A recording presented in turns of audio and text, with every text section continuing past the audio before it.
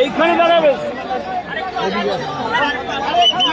চলে যাওয়া নয় কেউ, এটা একটা অত্যন্ত মর্মান্তিক একটা অকাল মৃত্যু, টার্গেটেড কিলিং। বিষয়টি এই জন্যই তো মানে সকলে আরো অধিক ভেঙে পড়েছেন।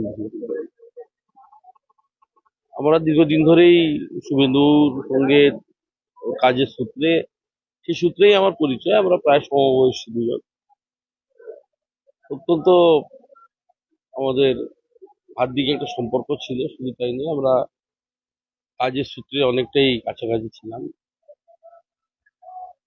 যাক, এর বিচার আগামী দিনে আমরা আশা করছি বিচার আমরা পাবো। যারা এই ঘৃণ্য হত্যার সঙ্গে যুক্ত তাদের প্রত্যেককে শাস্তি যথোপযুক্ত দিতে হবে, এটুকু আমাদের আশা। আসার পর থেকে দেখছিলাম চোখে জল। স্বাভাবিক, এটা তো ভাষায় বলা যায় না, মানুষ আবেগের বিষয়। উনি তো কারোর কোনো ক্ষতি করেননি, এইভাবে অরাজনৈতিক মানুষকে যদি এইভাবে রাজনৈতিক উদ্দেশ্যে খুন করা হয় তো আতঙ্কের।